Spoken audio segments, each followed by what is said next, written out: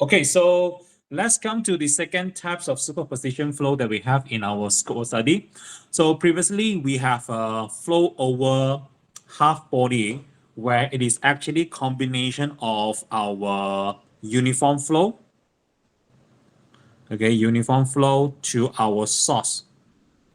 Okay, so that's why it create this kind of boundary, okay, for us to study lah. Okay, anything like inside this region, okay, it is not into our interest of study.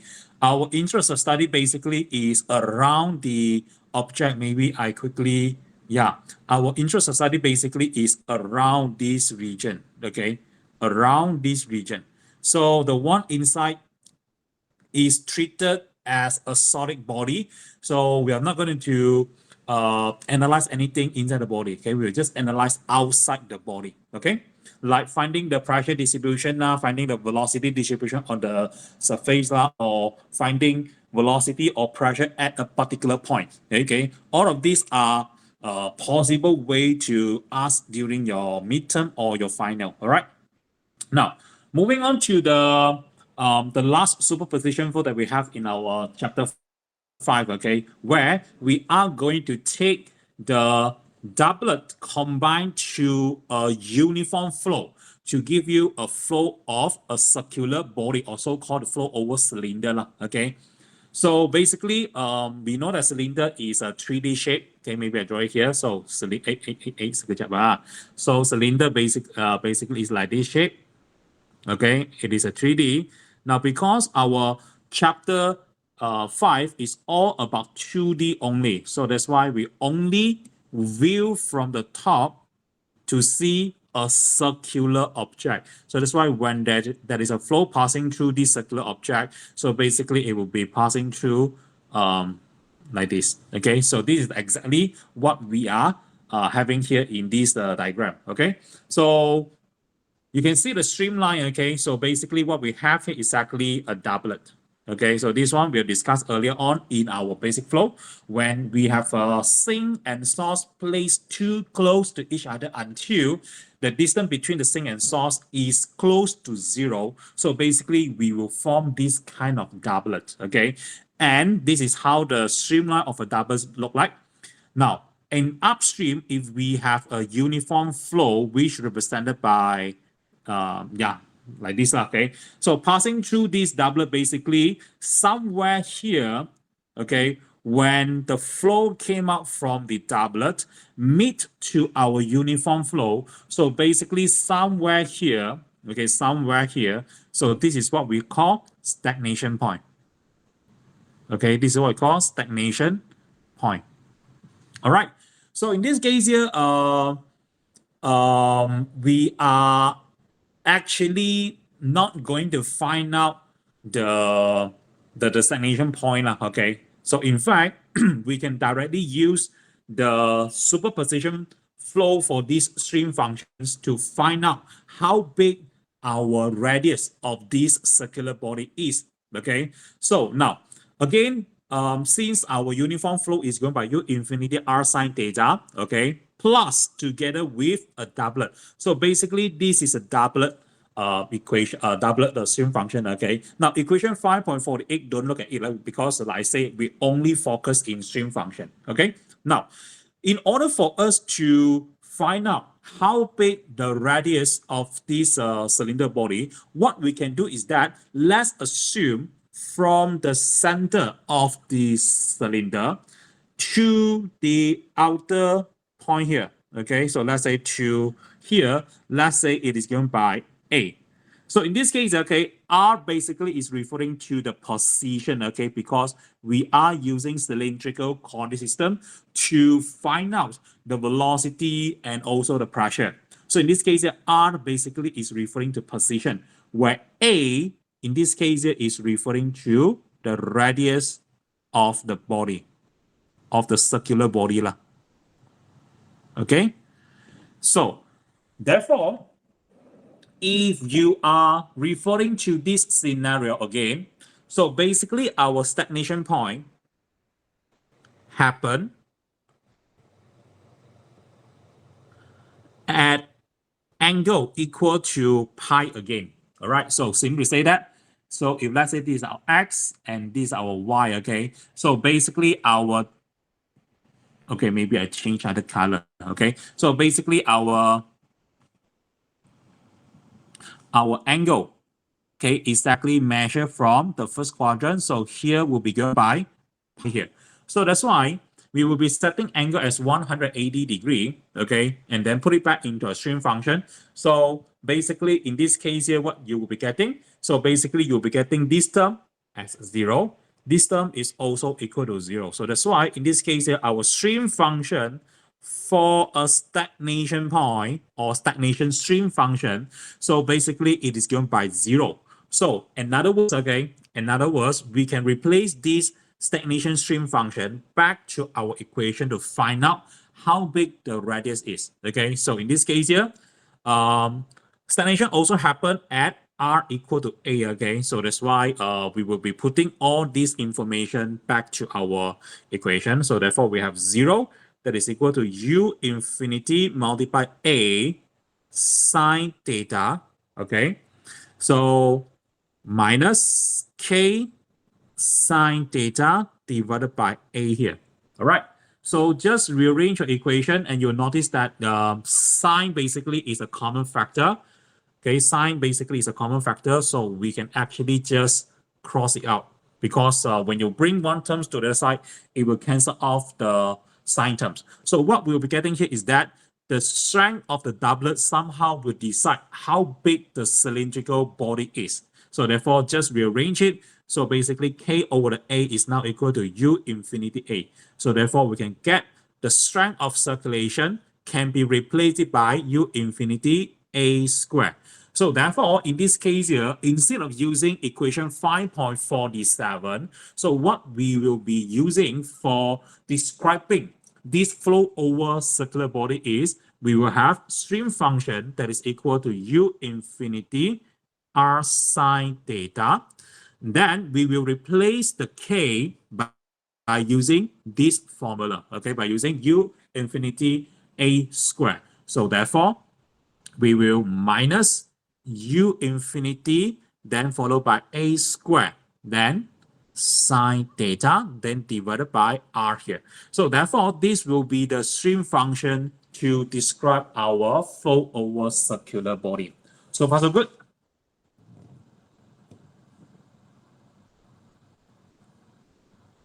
So far, so good. Any issues before I move on to the next one? Okay, I need some response, okay? If not, I will just keep talking. No, sir. Okay. So okay, sir. Now, see, okay, if this is the reason why I don't like to conduct online lesson because I need to get some response in order to proceed. If not, then if I just keep talking non-stop for 2 hours, okay, somehow maybe some student will lost in the middle. So that's why please let me know if you need further explanation, okay? So if no issues, then we just move on to next one, okay? Now, since this is actually the stream function for describing the flow over circular body, so with the same manner, we can actually use back whatever that we have in our flow over half body, like finding the velocity. Then later on, we can use it to find the pressure, okay? So now, to find the radial velocity for this flow over circular body. Okay, so maybe I draw it again somewhere here. So this is circular body.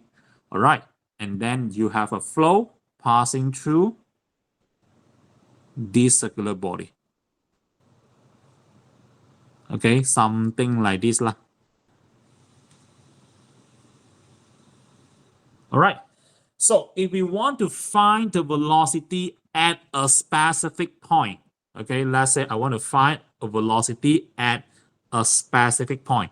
So always remember the center, also called the origin, okay? The origin of your coordinate system, okay, somehow is at the center of the circle. So therefore, this one will be your x, this one will be your y. Okay, so now let's say given you this coordinate as a -3 and 4 here. So therefore, from this point, connect all the way to the center.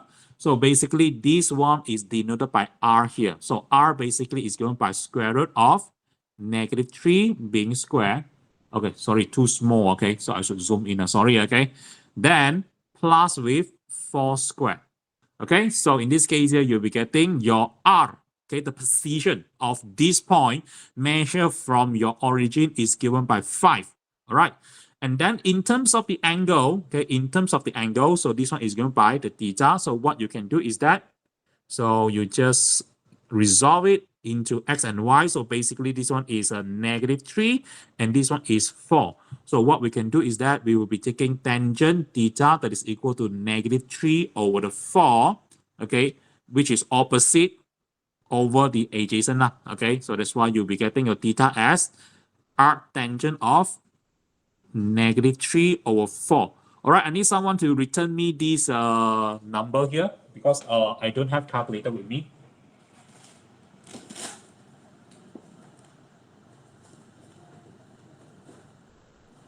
Sir, Yep. it should be 4 over -3, right? Hey, I am so sorry. Hey.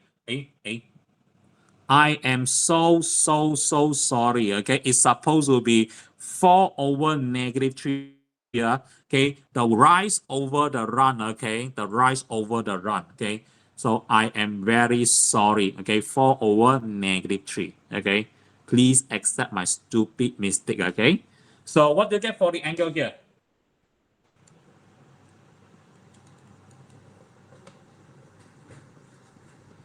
So your angle, you see in your calculator, you get negative, right? So basically negative is referring to the angle measured from the other side, okay? So this angle, if you press calculator, it is negative 53.13 degree. So always remember our angle is measured from the first quadrant of the segment, okay? So this is our Q1, Q2. Okay, so everything is measured from Q1, rotate anti-clockwise direction. So in this case, our angle is simply given by 126.9 degree. So meaning to say that this location, this point, okay, -3 and 4, is actually 5 units away from the origin, and the angle here is given by 126.9 degree. Okay. So after we have this information and we want to find out what is the velocity at this point, so again, we can use back our radial velocity and also the tangential velocity. So that's why, so let's come back to here. So our radial velocity is given by what? Is given by 1 over the r, and then we differentiate the stream function with respect to the theta. So that's why in this case here, we'll be getting, okay, so we keep the r outside. Oh, okay, before that, so maybe let me simplify our equation first.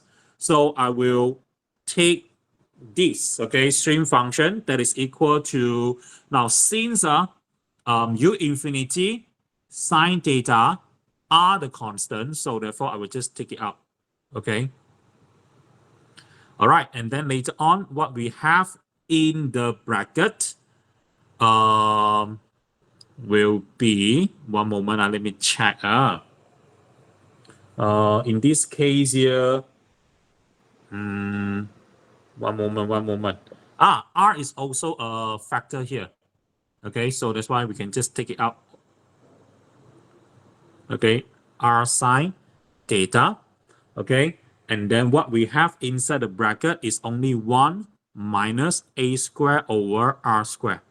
Okay, I prefer using this form because later on it will be much easier for us to analyze it. Okay, so after we have this, okay, so we will start differentiating this stream function respect to theta.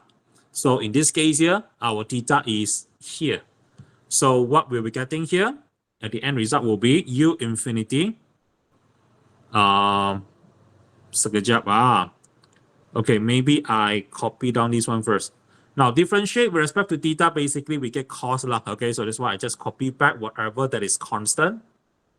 Okay, theta. and then multiply 1 minus a square over r square. So r can bring in. So at the end, our radial velocity is generally, okay, generally used to describe the flow field is given by u infinity cos theta, and then we have 1 minus a square over r square. All right, so this is general radial velocity in this flow over circular body. All right. So in a similar way, we can also obtain the tangential velocity. So tangential velocity is simply equal by negative differentiate the stream function with respect to the r direction.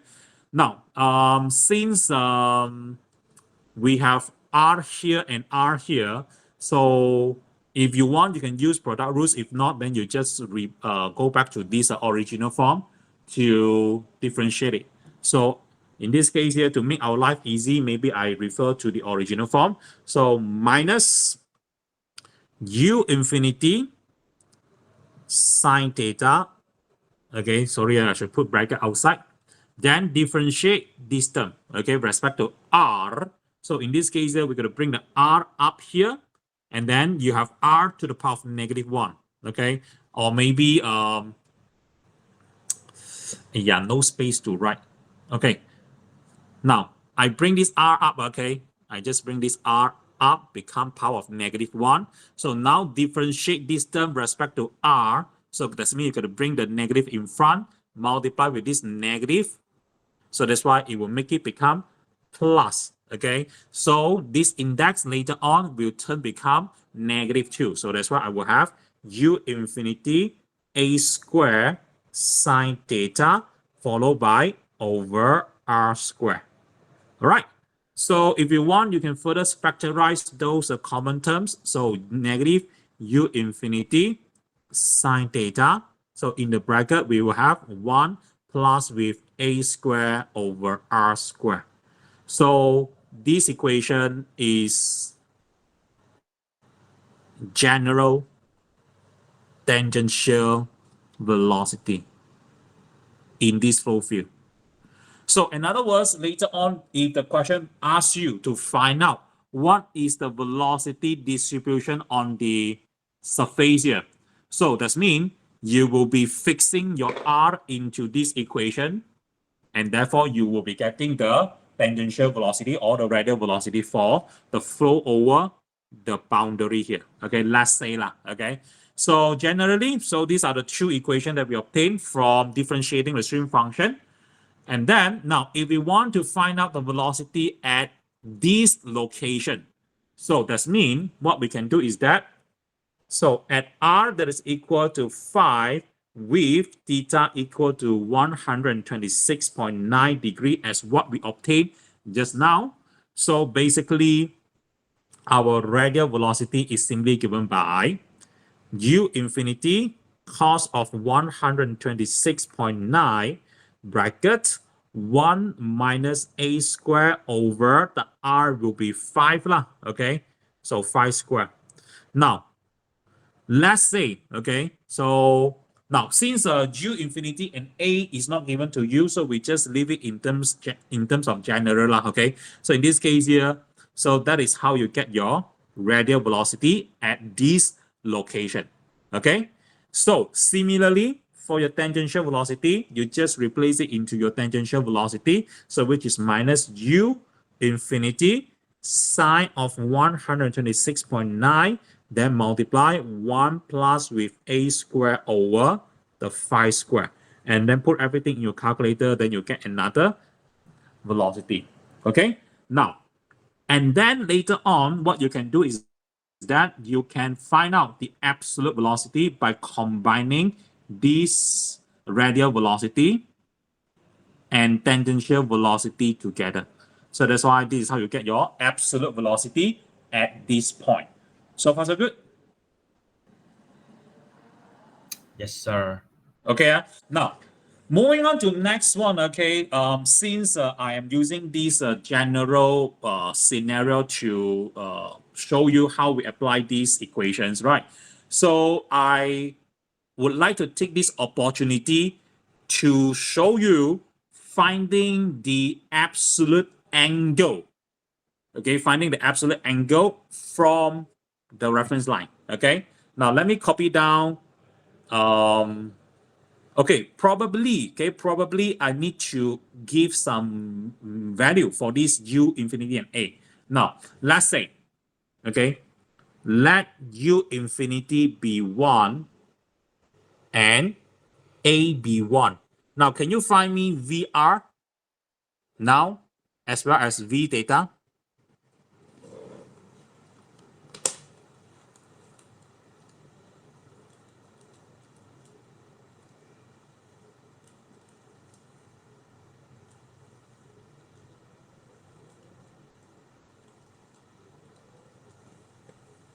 So radial velocity by replacing the u infinity as 1, a as 1 into here and here, okay?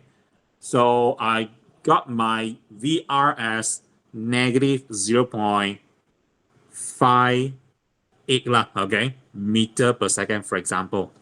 And then for the tangential velocity wise, sine 126, and then inside the bracket, instead of minus, it will become plus. So that's why you'll get 0.83. Okay. So in this case, let me draw out the diagram.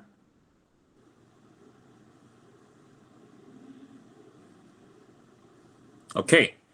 So now let's say this is a point that we are looking for. Okay. And this is our origin, for example. Okay, X and Y. Now, if you connect this one to the origin, all right. Now, your radial velocity is always pointing in outward direction for positive. Okay, all right, begin. The radial velocity is always pointing outward from the origin if it is positive. But now what we get here is negative. So therefore, our radial velocity somehow is pointing towards to the center of rotation, not just the center of rotation, okay, the center of the circle, okay? And we have a tangential velocity of this magnitude, okay, 0.83, okay?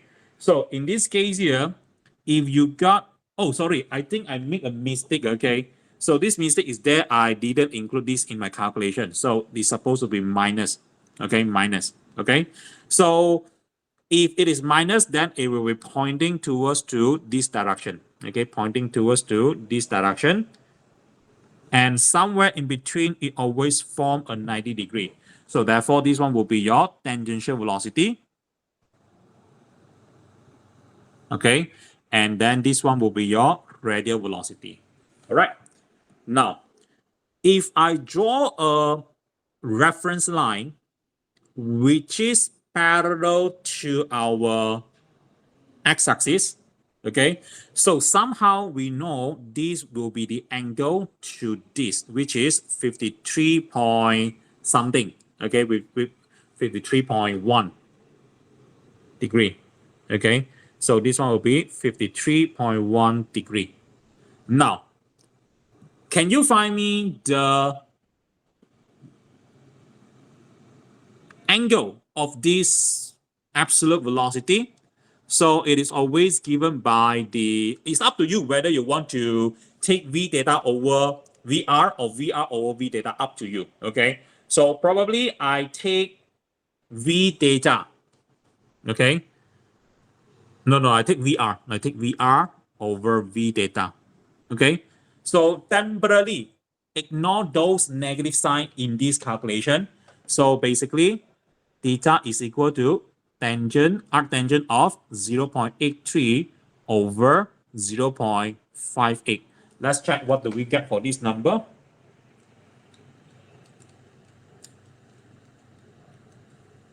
So basically, we get 55.1 degree. So meaning to say that, okay, meaning to say that because you are taking the rise as VR and taking this one as your run. So meaning to say that you will have one angle. Sorry, you have one absolute velocity pointing to here. So this is your run. Run means rise, because this is rise over the run. Okay, rise means going up, run means going to this direction. So this means this one is your rise, this one is your run. So this means the angle basically is 55.1 degree.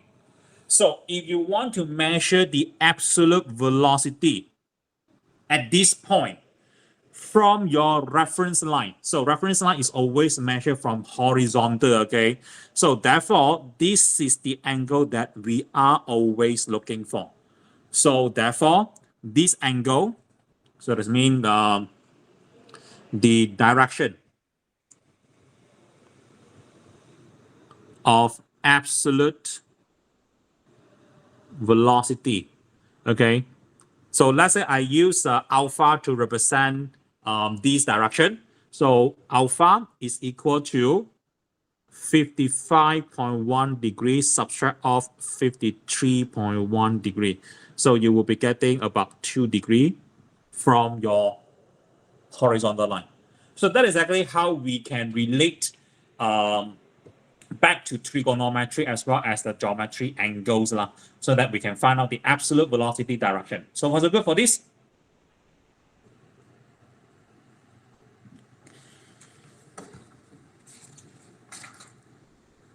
So was it good? Okay, sir.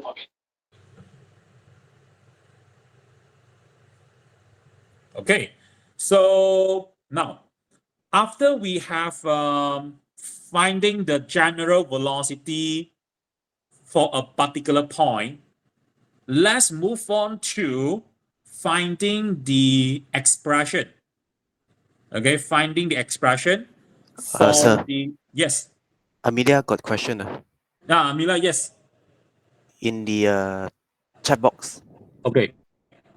Is the values of tangential velocity and the radial velocity opposite?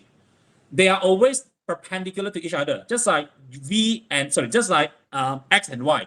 They are always perpendicular. Velocity in horizontal and velocity in vertical. They are always 90 degrees to each other one. Did I answer your question, Amelia?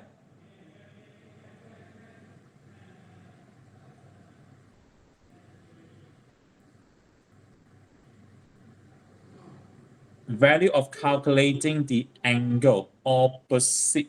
What do you mean by opposite here? I don't really get it.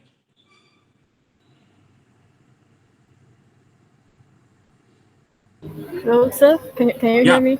Yeah. Like for the tangent inverse, the radial velocity is 0.58, right? Then the tangential velocity is 0.83, right? Already opposite. Oh yeah, I am so sorry. It's supposed to be 0.58 over 0.83. Is it? Yeah, okay. I am so sorry, okay. So you see, this is the stupid mistake that I always make during the online lesson, okay. So that's why your response is important to me. If not, then I would just make the whole lecture a mistake, okay. So basically we get 34 point something, okay. The angle here is 34.9. Okay, 34.9. So mean to say that our angle somewhere here will be slightly different, okay. So that means it will be, okay, I use, okay, this one. So that means our angle is here. So this is our V here. So that means angle from here all the way to here is given by 34.9 degree. Okay. So therefore, by using the same approach, okay. So let's say we are looking for this angle alpha. So therefore, alpha is given by the total angle, which is 53.1 degree, then subtract off 34.9 degree. So in this case here, we're getting about 18.2 degrees. So meaning to say that your absolute velocity is actually 18.2 degree from the horizontal line. Okay, so that is your direction of your absolute velocity. So far so good.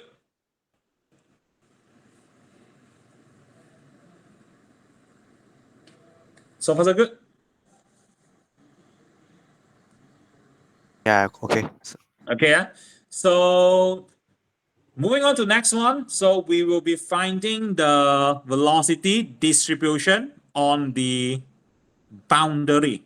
Okay, so if we are looking for the velocity distribution on the boundary, so meaning to say that the R location has been fixed to what? Has been fixed to A here. Okay, has been fixed to A. So therefore, by using the same equation that we have earlier on, okay, so let me copy down this one.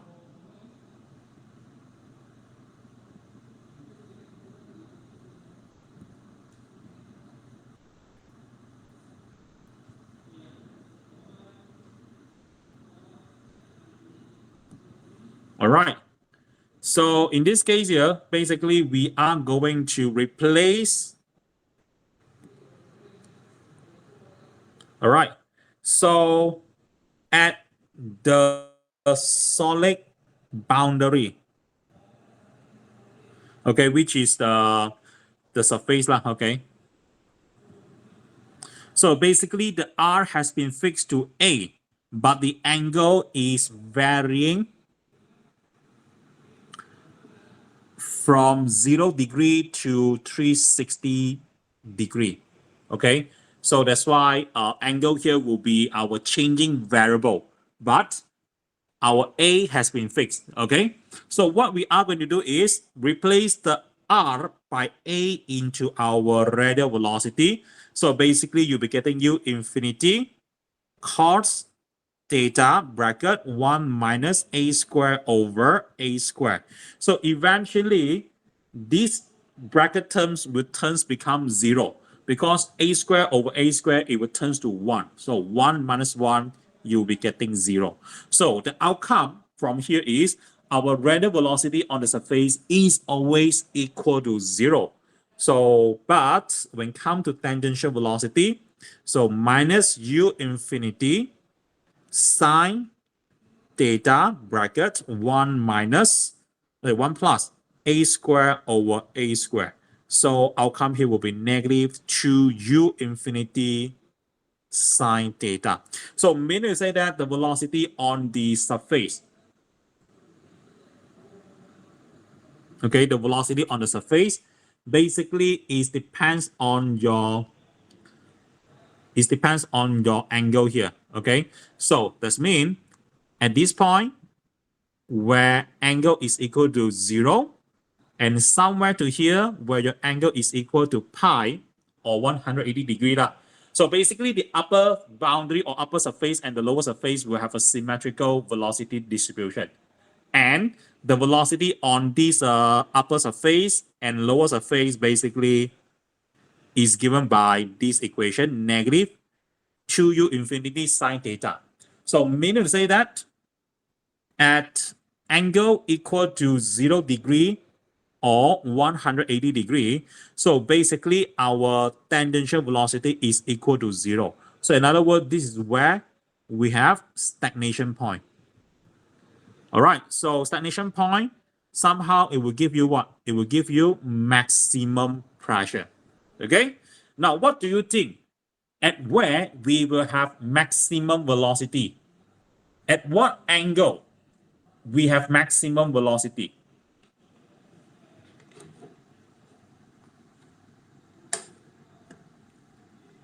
Any idea at what location we will have maximum velocity or maximum tangential velocity on the surface? 90 degree. Yeah. So in order to maximize our outcome, okay, since 2 and U infinity are constant, so this means if we can maximize the sine theta, so that will become the maximum velocity. And maximum value for sine theta is always equal to 1 or negative 1. Okay, so therefore, to get you 1 here, the theta must be equal to pi over 2, or so-called 90 degrees. So this means somewhere at this point here, so this is where you have maximum velocity. Now, when maximum velocity happen, what will come together? Your pressure will turn to become minimum. So this is exactly what we have learned in our Bernoulli equation, where when we have maximum velocity, therefore the pressure will drop. Okay. When we have minimum velocity, so the pressure will increase. So this is exactly what we learned in Bernoulli equation. Okay. So you can see the velocity basically is changing from 0 and all the way up to maximum, where the magnitude is going by -2 u infinity. Okay. And then later on, the velocity will gradually reduce and then back to 0. Okay. And then leaving the object. Similarly goes to the lower side, okay, because it is symmetrical. So that's why we only talk about one side. All right. So far so good for this. Sir, Yes. the equation VR, the 1 minus a square over a square, why 0? Because a square over a square is always 1, just like 2 divided by 2, you get 1. 3 divided by 3, you get 1. So that's why 1 minus 1 is always 0. You got it? Okay, okay. Yeah, So yeah, that's I why get it 0 now. multiply anything, you still get 0. So that's why on the surface, we do not have any radial velocity. Okay? Now, once we got this velocity, so what we will do next is finding the pressure distribution. So therefore, the pressure distribution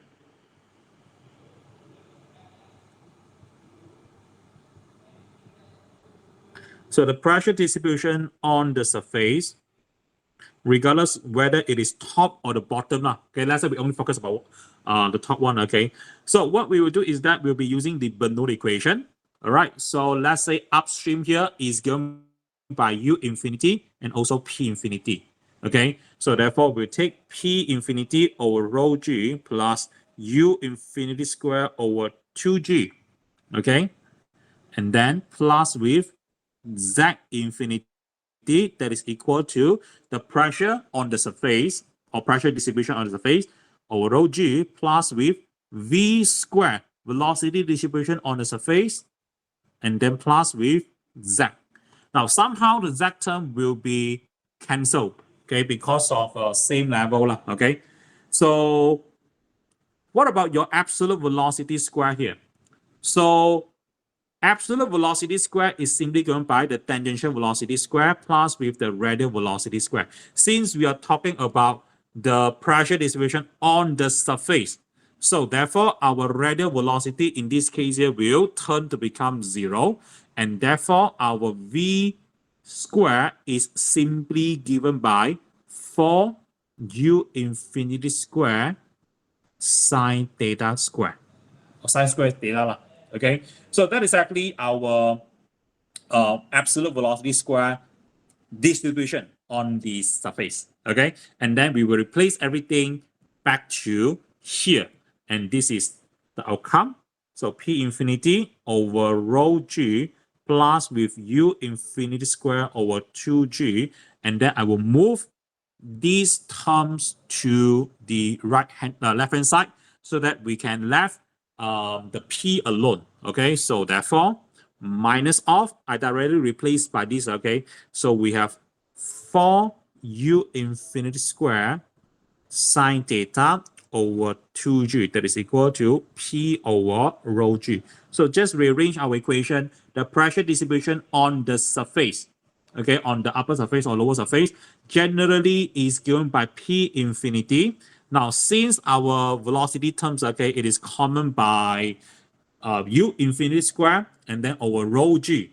But since both sides consist of g for each term, okay, it will be cancelled out. So at the end, we will have only rho over the 2 u infinity square. Okay, maybe I write properly, okay. So rho u infinity square over the 2 bracket 1 minus 4 sine square theta.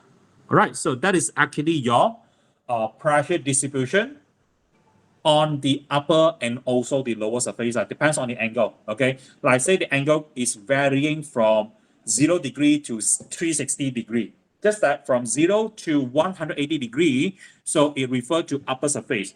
From 180 back to 360, so basically it is referring to lower surface. So you just changing, I mean, so you just control your angle so that you will know what is the pressure magnitude at the particular angle. Okay, so far so good. No problem, sir. Okay, so far no. Now, basically, I think I have covered about 60 to 70% of this flow over circular body lah. Okay, now maybe I can, okay, maybe okay, basically all of these are already briefed to you. Okay, so you just go through it.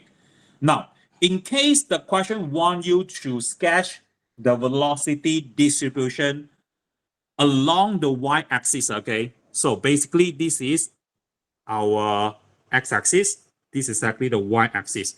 Okay, now if the question want you to draw the velocity distribution along the y-axis, so basically this is our target location.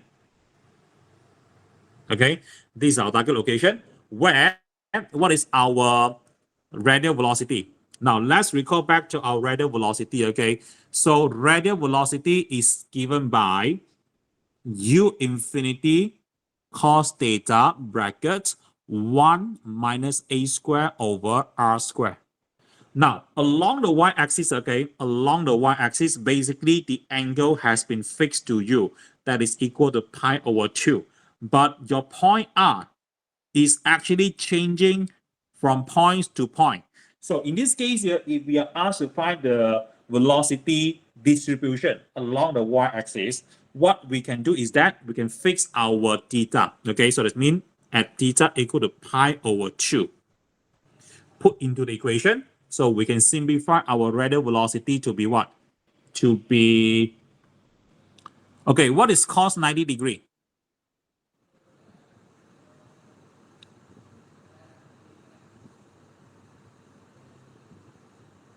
Zero. What is called? Yeah, 0. So in other words, along the y-axis, okay, our radial velocity somehow will be 0. What we have is only the tangential velocity, because negative u infinity sine pi over 2, then inside the bracket we have 1 plus with a square over the r square. Now sine 90 degree is always equal to 1. So in this case here, our tangential velocity along the y-axis is simply given by negative u infinity bracket 1 plus with a square over r square. So in this case here, you can just build up a table to figure out the magnitude of your u infinity, the v theta. Okay, so let's say this is r, this is a v theta. So now let's say it is given by a. So that means on the surface, you just start with a. Cannot be less than a, because less than a means you are inside the doublet. Okay, so that is not our interest of study. Our interest of study is outside the radius or on the surface. So that's why when you put a into your tangential velocity, so basically a square over a square, you will get 1. Then take the 1 plus to the 1, you get 2. So 2 multiply the u infinity. So that's why you have negative 2 u infinity. Okay, so that is actually your tangential velocity on the surface. Okay, and then you slowly increase your a, let's say plus 1. Okay, a plus 2 until your a's turn to become infinity. Now, if you refer to your equation here, okay, if you refer to your equation as your r, okay, as your r increase up to infinity, so as r increase to infinity, so somehow it will turn your a square over r square to become a value that is extremely small until it becomes 0. So at the end, what we get from this point, let's say where your r is equal to infinity, so somehow your velocity, your tangential velocity eventually will back to your u infinity. All right, so that is actually what we can observe from our equation. Okay, from equation to construct out the velocity distribution along the y-axis. Okay, now in terms of the dimensional term, okay, in terms of the dimensional term, so over here we are taking the tangential velocity,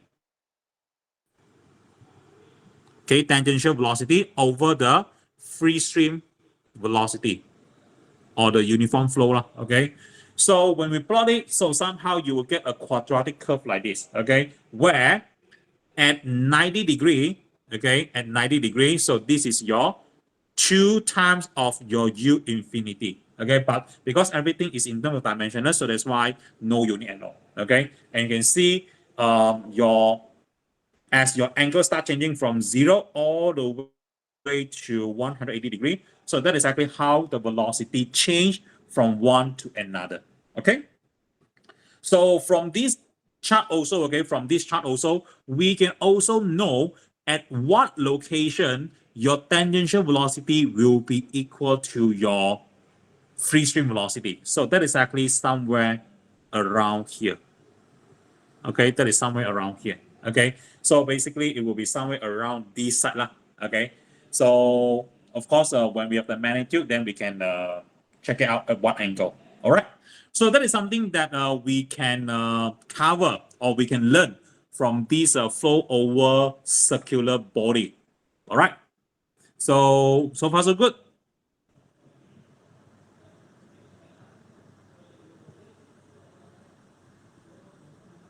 All right, so now moving on to some theory or some more information about this flow over circular body, okay? So basically, because of the viscous boundary layer, so let me check first. Oh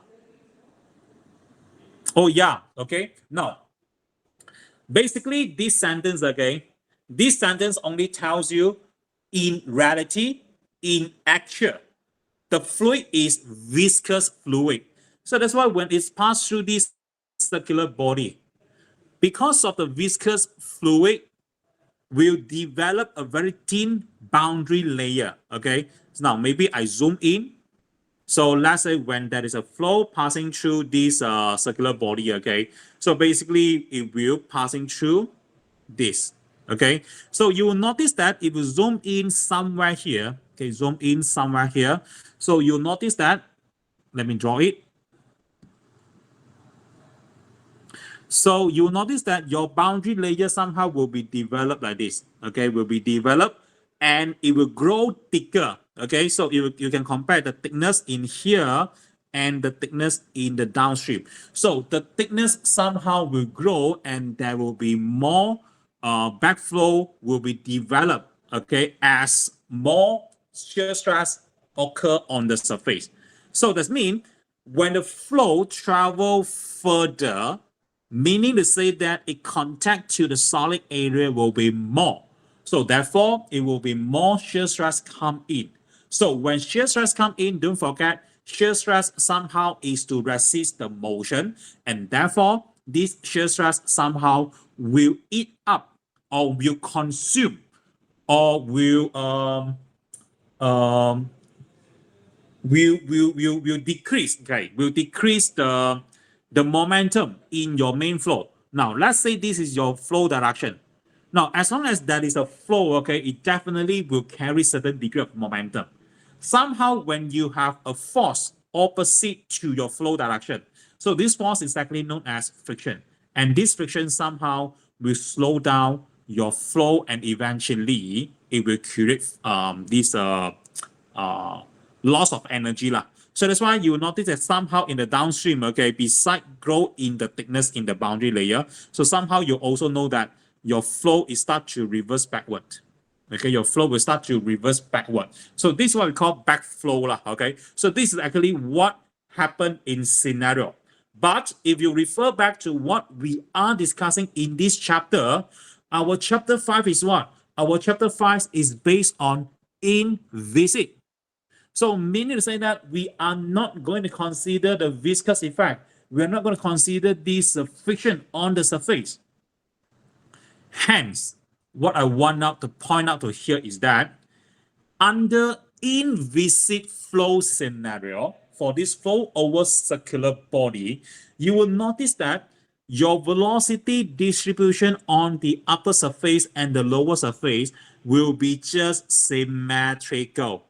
So that means your velocity distribution or pressure distribution on upper and lower surface somehow will be same as the lower side. Okay?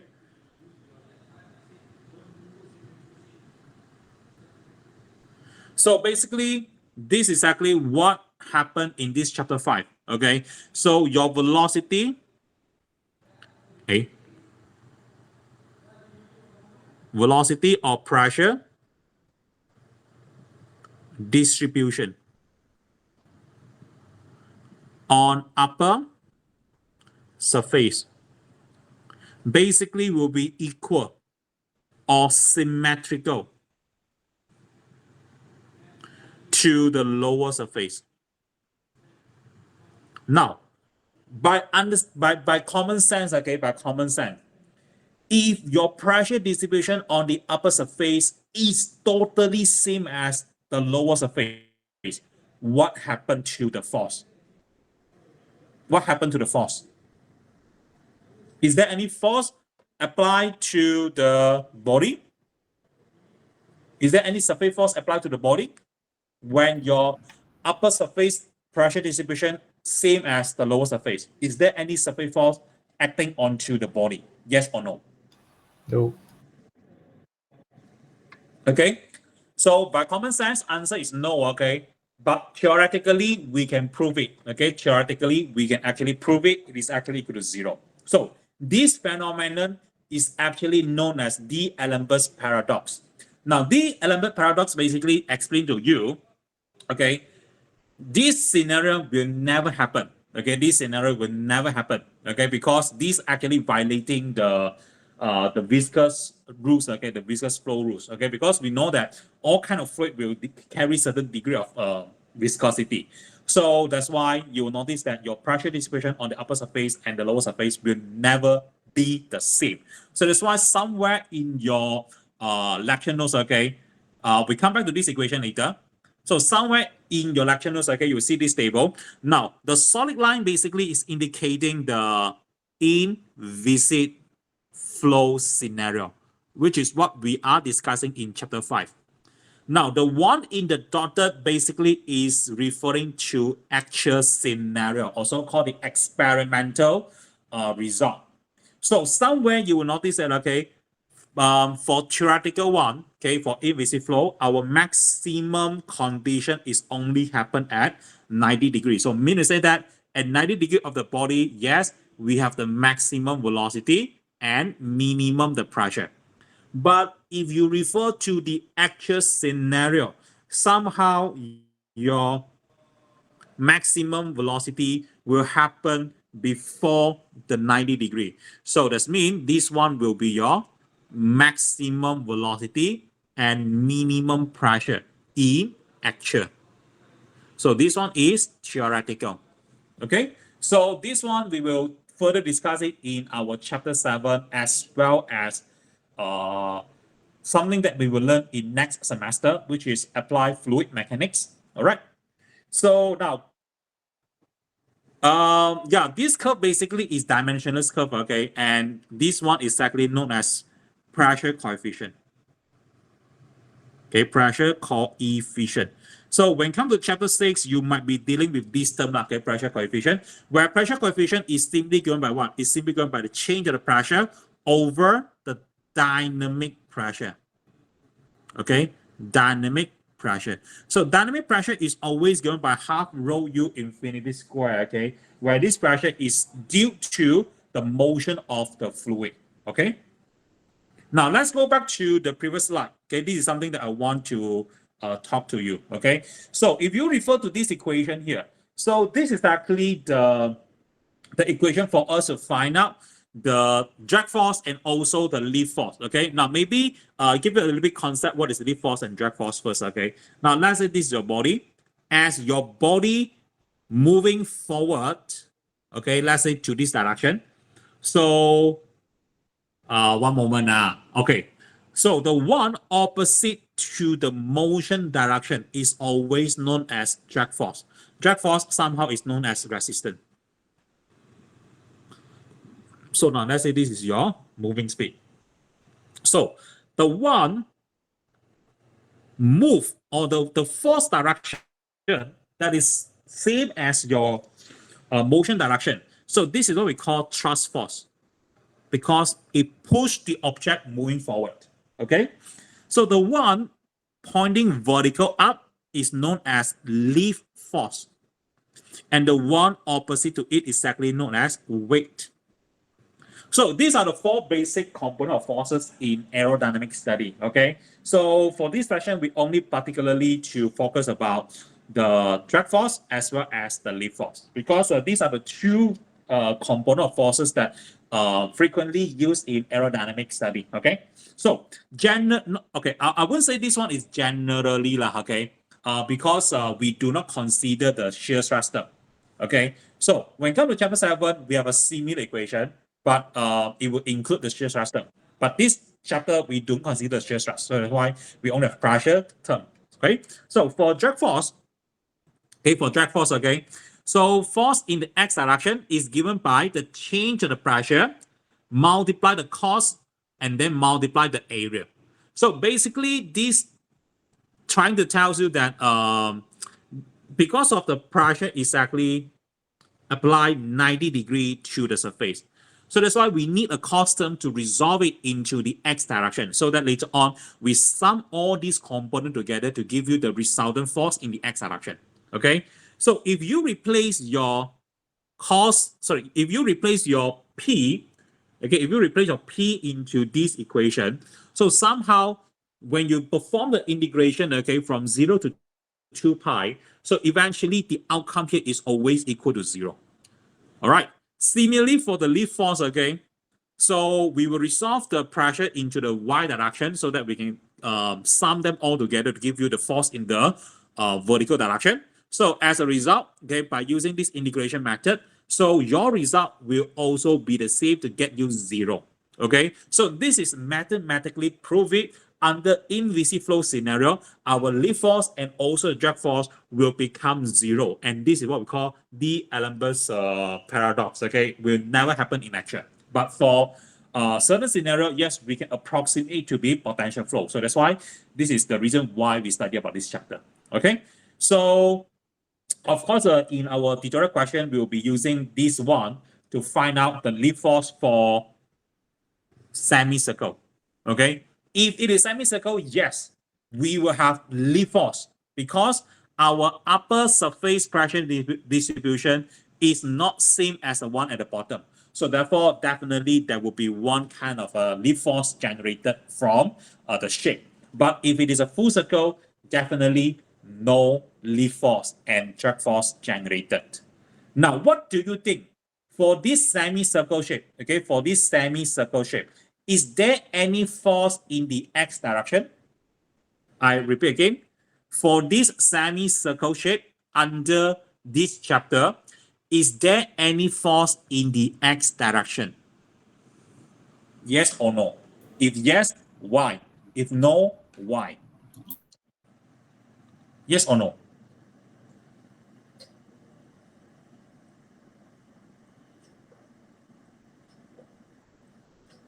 No.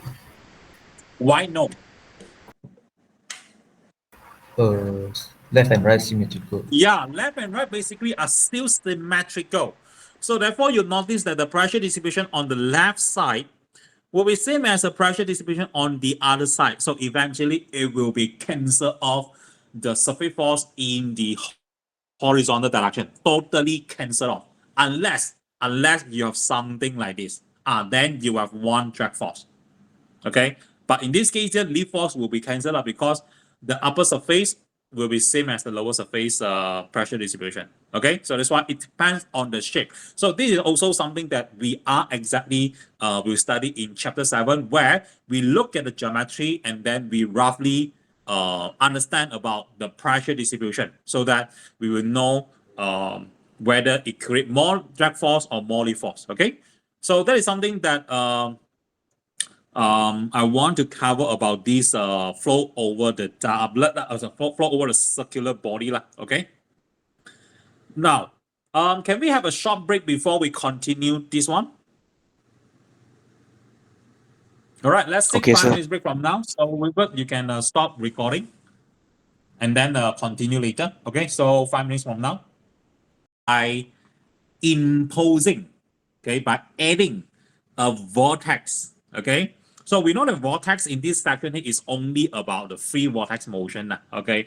So that's why we will be rotating this circular body to change the structure of the flow, okay? Oh, if you refer to your PowerPoint slide, okay, so it actually show you a better picture, okay, because I'm using the PDF here, so that's why I couldn't create any animation here. So you'll notice that the up one that we have here is exactly theoretical. Is referring to without vortex.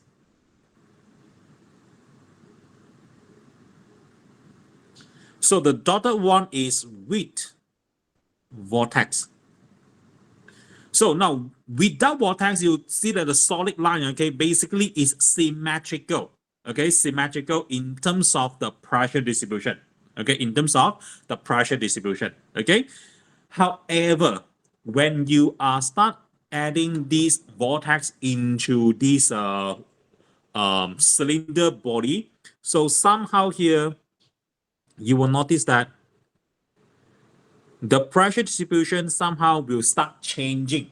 Okay, so basically this can be explained to that when there is a flow that near to this downside.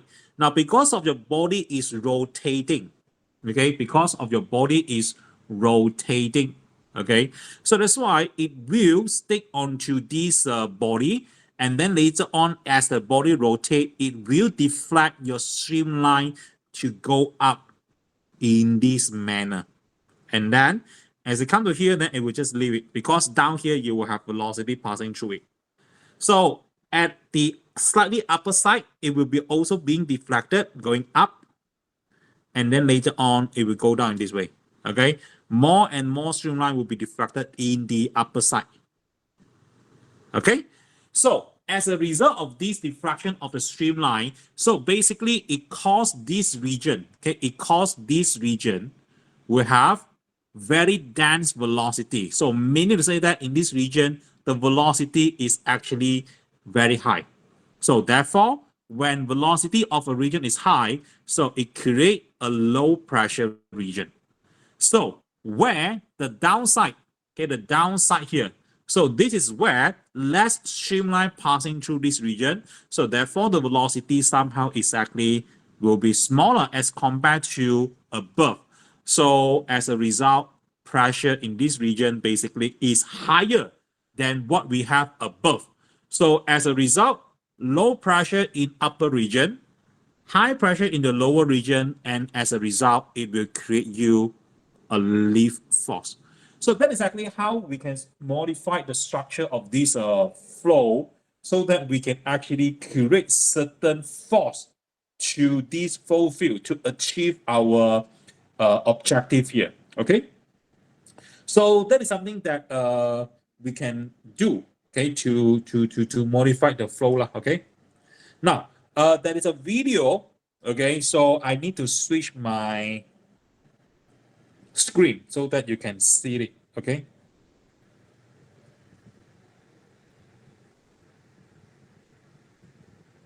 Hey, where's my this one? Hey, this is PDF, sorry. Hi, where's my slide? Hey,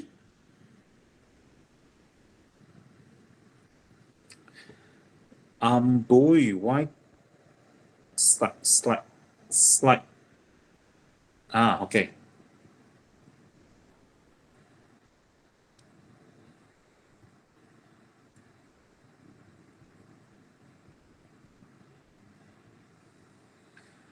All right, so I think there is no audio for this video, but you can download the slide and then listen to the description, okay?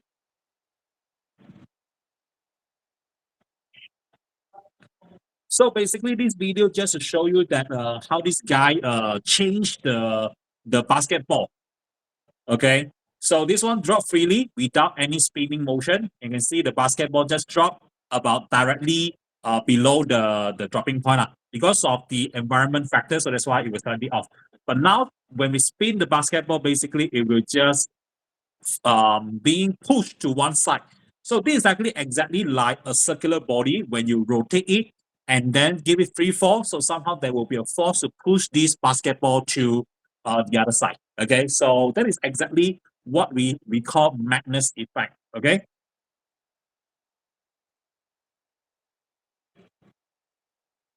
So basically, this one will explain to you how this Magnus effect work lah. Okay. So when the basketball basically is rotating, okay, it will deflect the flow, okay, to one side. Somehow in the other side, okay, so the flow is not being deflected. So therefore, velocity will be smaller as compared to the left-hand side. So therefore, your basketball would tend to push to the other side due to the pressure difference. Okay, so that is actually how the Magnus effect work, or how the object is being pushed to one side by this pressure variation. Okay. So there are many sports basically involve this kind of Magnus effect, okay, like the banana kick that we have. Okay. So for non-sport application, so we have this this kind of shape. So this shape basically is controlled by these two giant rotor. Okay. So as this rotor rotates, so somehow it will create this kind of force to push the object moving forward. Okay. Similar go to this kind of planer. Okay.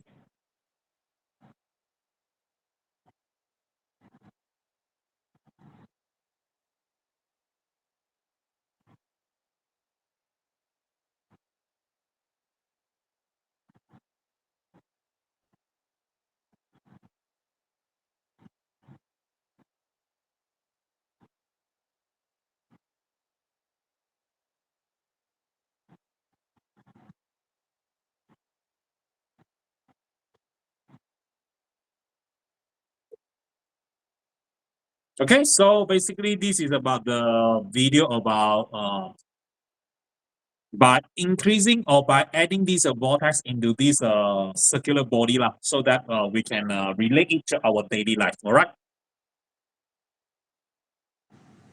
So put it back into this aerofoil. Okay, put it back into this aerofoil. Okay, now maybe I zoom in a bit. Wait. Hey, no. I need to switch back to this one. Okay, now because like I say, okay, for actual flow, okay, there will be a very thin boundary layer being developed around this aerofoil.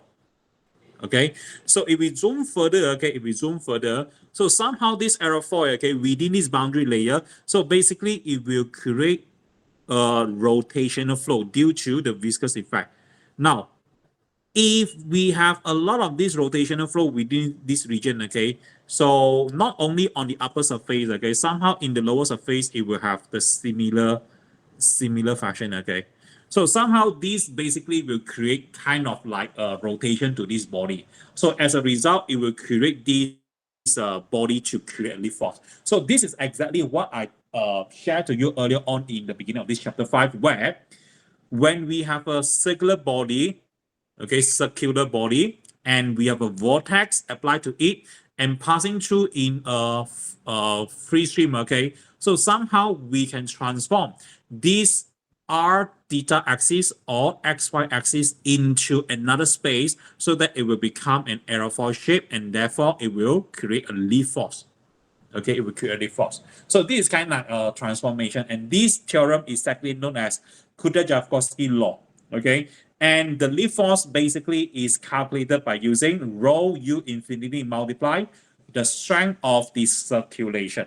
Okay, of course, the higher the strength of circulation, the higher lift force will be generated. Okay, so of course, in our scope study, basically this is not into assessment. Okay, so basically your assessment is everything about the mathematical calculation, like what I showed you just now. Okay, so perhaps we go to this example, okay, and see how we can answer this question with this flow over circular body equations. Okay, now given to you, flow over a cylinder is formed by combining doublets. Okay, so given to you, the double strength is 40 meter cube per second with a uniform flow. Okay, U infinity. All right. So basically, the question wants you to sketch the velocity along the y-axis or from the cylinder to y equal to infinity. So basically, the question wants you to, let's say this cylinder. So, and you are asked to sketch the velocity distribution along the y-axis. Okay, so this one, question A, exactly same as what we have discussed just now. Okay, first we find the velocity. Okay, and then since the question wants you to find the velocity along the y-axis, so meaning to say that your angle has been fixed to 90 degrees. Okay, fixed to 90 degrees. So that's why you replace your angle into this equation, and eventually this term will become 0, and we only have the tangential velocity. And then later on, we just sketch it like what I showed you just now. Okay, so this is how we answer the part A by finding the tangential velocity and also the radial velocity, then put the location information, also called the angle information, into the equation so that we can get our velocity distribution along the y-axis. All right, so this one is pretty easy, very straightforward. Okay, so if not mistaken, in exam so far, I never asked about any sketching of velocity distribution or pressure distribution of your flow. Okay, so I never asked. Okay, so I only focus more on this calculation one. Now, let's directly go to this.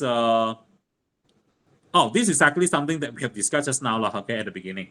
Okay, so basically the question wants you to find out the velocity at x equal to -4 and y equal to 3. So basically, this is our origin. So let's say 4 and 3 is here. So this is -4 and 3. Okay, so connect to your center. So basically, R here will be equal to 5. So in terms of the angle, okay, in terms of the angle, if you measure, so here will be -4 and here will be 3. So therefore, the angle here, if not mistaken, will be 36.8 degrees. So this means on the other side, you take 180 minus this angle to give you 143.2 degrees. Okay. So therefore, if you want to find the velocity at this point, what we can do is that, so we can actually take VR that is equal to, okay, so 1 over R del psi over del theta. Okay, since we already got the equation just now, so I just directly use it. So U infinity cos theta, so 1 minus A square over the R square. Now you may wonder, how do you get the R, sorry, how do you get the A here, right? Because the question never gave you about the A. Instead, the question only gave you the K. So what we can do is that we can actually go back to our equation earlier on, where we found that the strength of the circulation is given by what? Is given by the free stream velocity multiplied the radius of the circular body, square it. So in this case here, you can easily find your A by rearranging it, that is equal to your strength of circulation divided by your free stream velocity. So therefore, your radius of the circular body is given by square root of the 4, that is equal to 2 meters. So in this case here, A has been solved. So therefore, we just replace into this equation. So we have u infinity as 10. So cos of 143.2 degree, then multiply 1 minus 2 square over 5 square. So just put into a calculator, that will be the magnitude of your radial velocity at this point. Similarly, goes to the tangential velocity. So equation is given by negative, differentiate the stream function respect to the radius direction. So this is what we get, negative u infinity sine theta bracket 1 plus with a square over r square. So I just already use back the outcome that we have. So just substitute everything in. So minus 10 sine of 143.2 degree. So 1 plus with 2 square over the 5 square. So this is how you get it. And then lastly, you can find your absolute velocity by taking your radial velocity square plus with the tangential velocity square. So therefore, you will get your magnitude. Okay. Now, let's say I slightly modified this question. Okay. So calculate the velocity at x equal to -4 and y equal to 3 and its direction.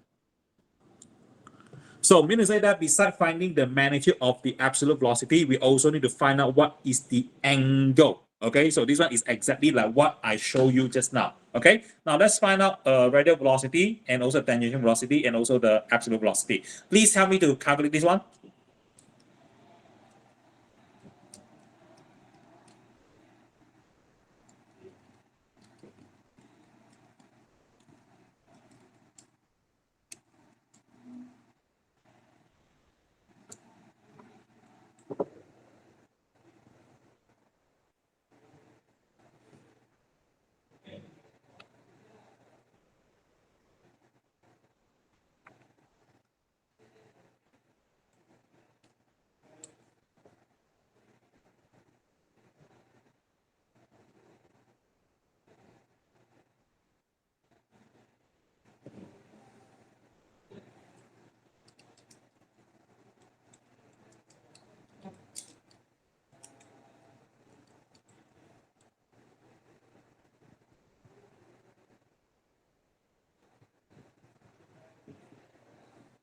All right, so this is the component velocity that we got, okay? So now let's say we were looking for the velocity, okay, sorry, the direction. So therefore, just zoom in here. So therefore, we will have, you see our radial velocity basically is a negative. So therefore, so basically, if I zoom in here, so our radial velocity is pointing inwardly because it is negative. All right, so this is a VR, and then the one 90 degree to it. So this one is your tangential velocity. Okay. So now our absolute velocity, perhaps we can find out the absolute velocity. So tangential velocity, sorry, the tangent theta is given by, let's say I want to find out v theta. Okay, v theta over the VR. So in this case, our theta is given by, let's check out. So V theta is 6.95 divided by 6.73. So in this case, we get 45.9. Okay, so our rise is actually the theta, so therefore it will be somewhere around here. Okay, so this is your V. And the angle here is given by what? Angle here is given by 45.9 degree. Okay. So, like I said just now, you can actually extend a line horizontally, okay? So this angle is supposed to be 36.8 degree, okay? So what do you think about this angle? How do you find out this missing angle here? How do you find out this angle? Let's say this one called alpha. So how do you get the alpha, the direction of your absolute velocity? 90 minus both. 90 minus what? Both. Yeah, 90 minus both angle, okay? So that's why it, yep. The angle is respect to v theta or respect to VR because the opposite should be v theta, right? The angle, Opposite is v theta ma. So, the position oh yeah, okay. is Measure respect to from VR. horizontal. Okay, measure from VR. Yeah, you're right. You're right. You're right. You're right. You are right. Okay. So in this case here, let me draw it again. Okay. Okay, so in this case here, so this one will be your 36.8 degree. Okay, so your absolute velocity will be somewhere here.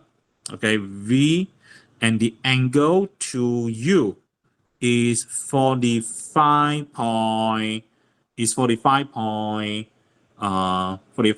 something, 45.9. Okay, so how do you obtain this angle? How do you obtain this angle? Hey, how do you obtain this angle?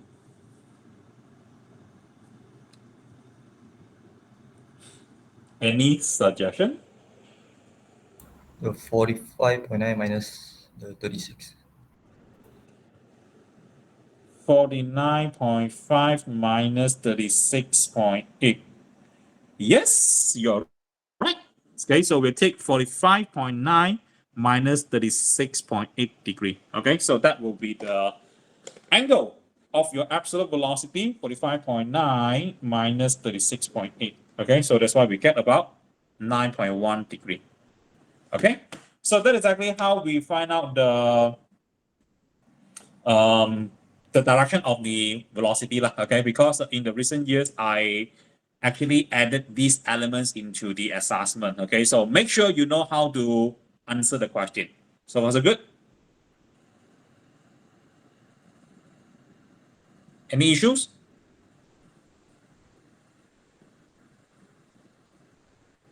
Any part you're not clear before I move on to the next one?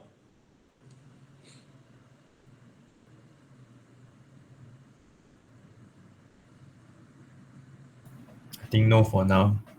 Okay, if you have any, please update me, okay, so that I can address to your problem, okay?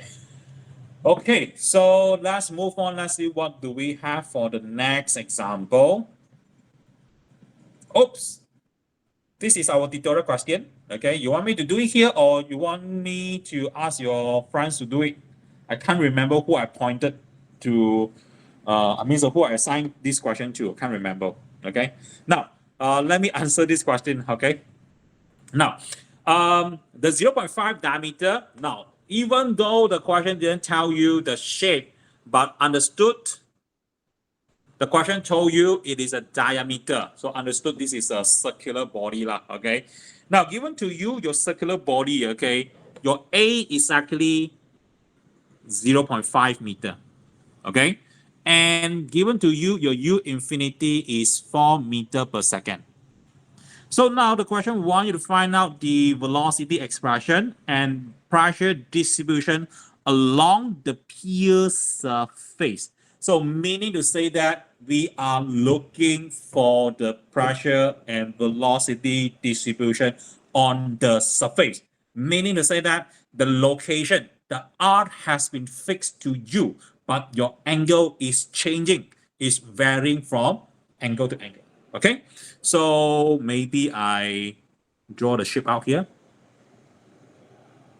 Okay, so basically this is our origin, X and Y, and our R has been fixed to A, and we are asked to find out what will be the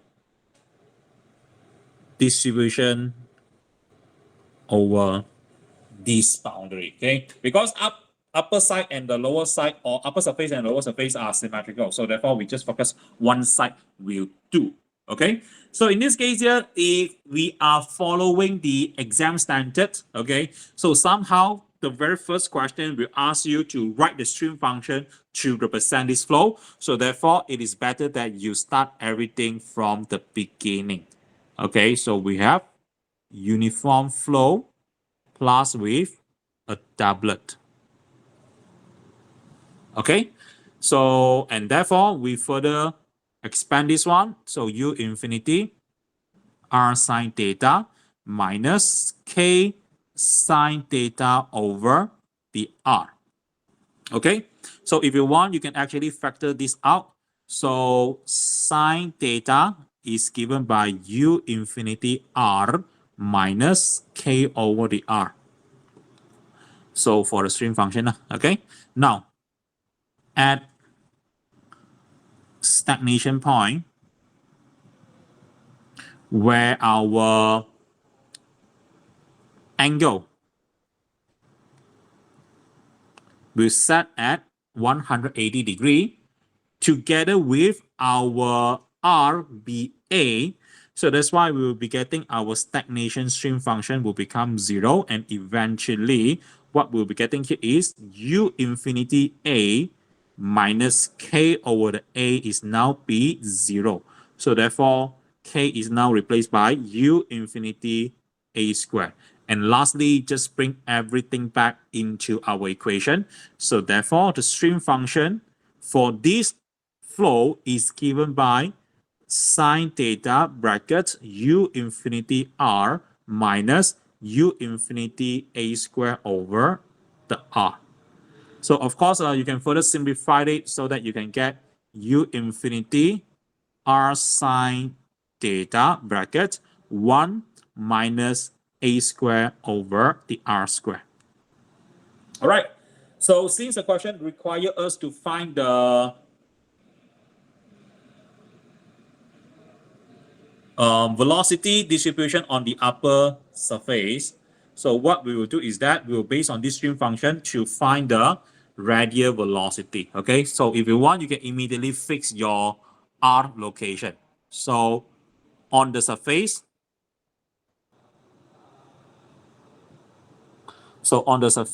where your r has been fixed to A, okay, so therefore our VR is given by 1 over the r. So differentiate the stream function respect to theta. So that's why you get 1 over the r bracket.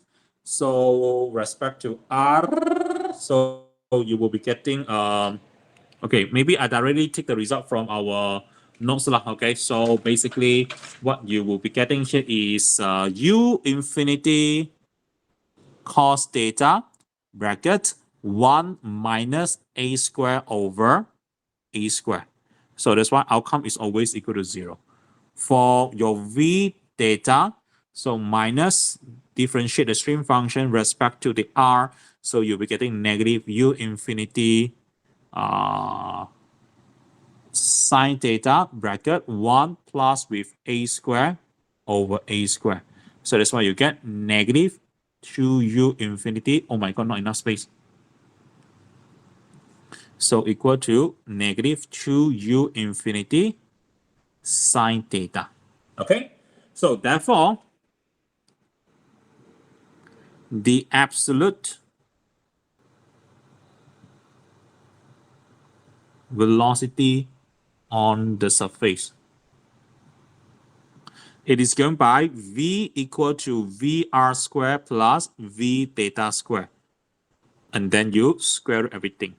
So what you will be getting here is, you notice that this one is actually equal to 0.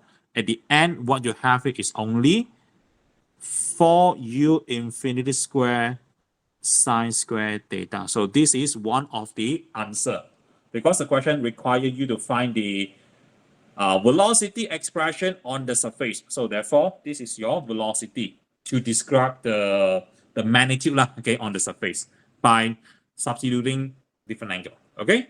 Now after this, then we move on to the pressure distribution. So the pressure distribution.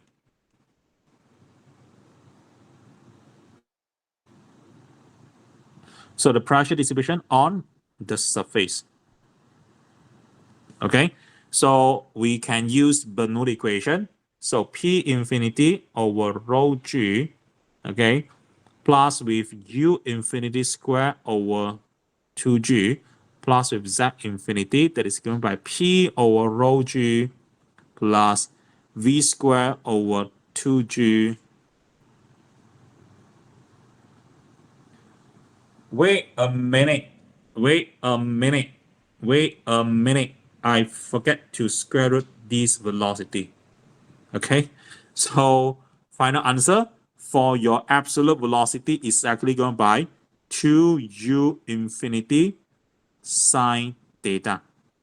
Okay, not this one. Okay, so this is your absolute velocity. Okay, my apologies. Okay, so and then later on plus with the z in z lah. Okay, so eventually this term and this term will become 0. So your pressure on the surface is simply given by P infinity over rho g plus with U infinity square over 2g minus.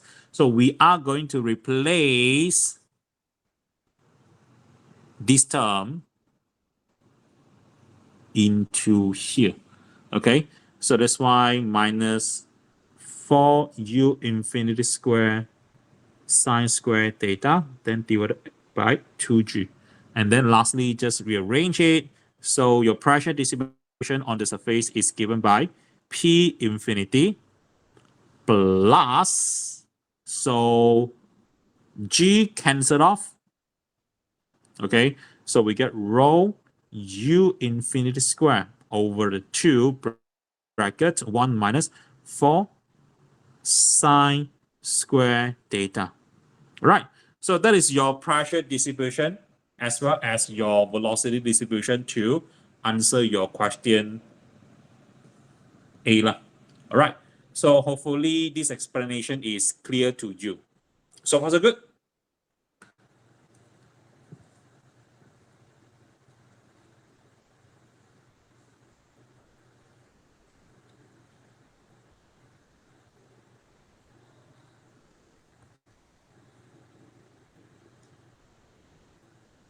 Yeah, no problem, sir. Okay, so let's move on. Yeah.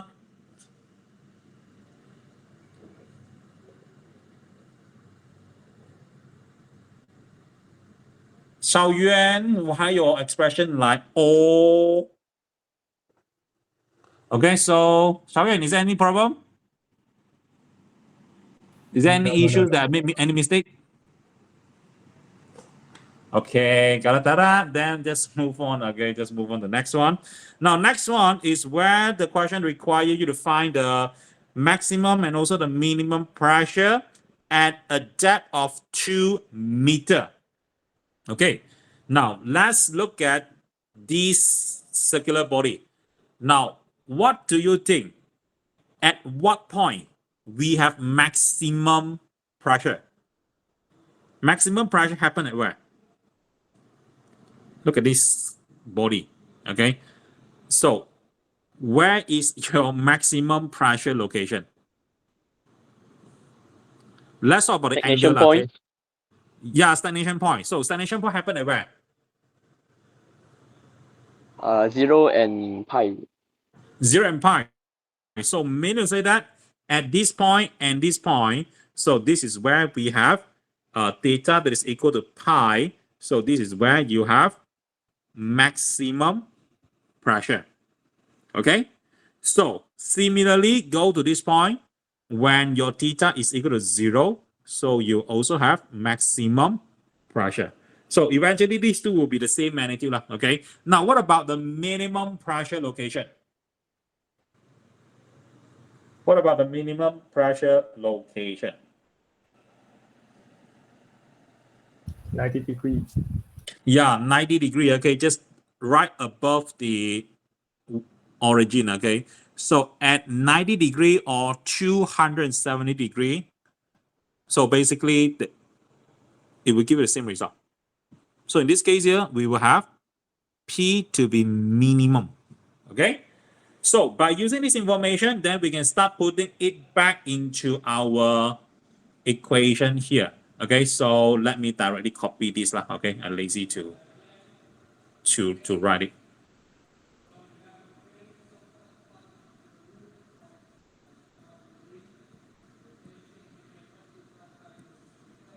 Okay, now, what do you think about you see, in order to find the pressure, you need this P infinity. So what is your P infinity here? How do you get your P infinity from the information given?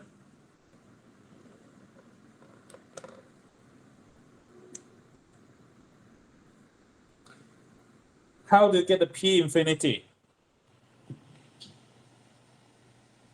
Rho GH. Yeah, rho GH, okay?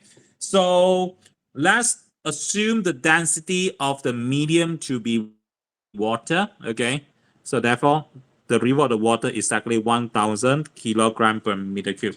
So therefore, you can put in the information at maximum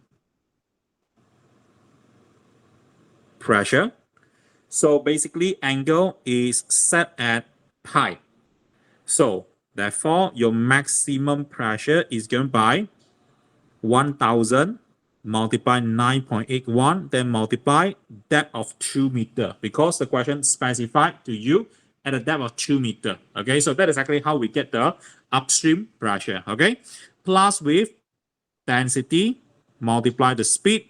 So the speed here is 4 meter per second. So just put in everything, then divide by 2. So 1 minus 4 sine square pi over 2. Sorry, pi only, sorry. Pi only. All right. So therefore, just put into your calculator. So that is your answer. Similarly, at minimum pressure, so angle will set at 90 degree. So therefore, your minimum pressure is now equal to 1,000 multiply the gravity, multiply the depth of 2 meter, and then the rest will just remain the same except the angle, because the velocity distribution as well as the pressure distribution is only a function of theta. So that's why as long as you know the location of your maximum pressure and minimum pressure, you should be able to identify the angle, and then you just substitute the angle back to your equations. So that is how we find the magnitude. So far so good.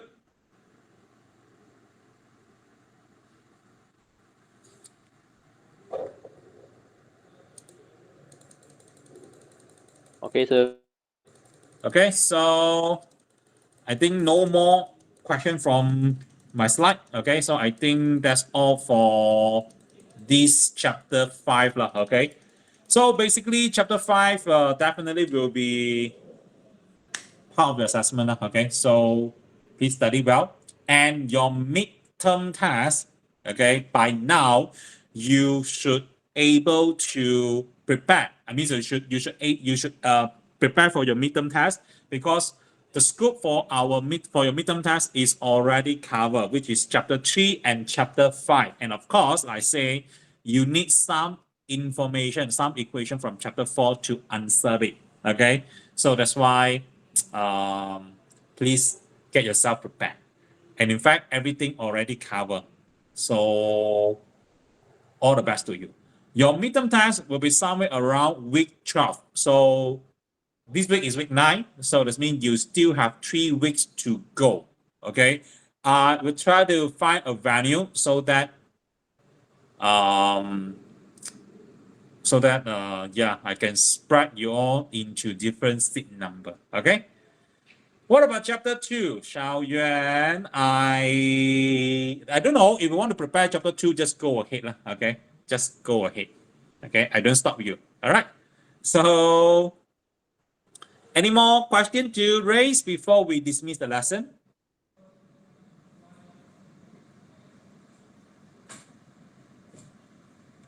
All right. If no, I think that's all for today. So I will be seeing you next week. Bye. Thank you, sir. So, Yes, sir.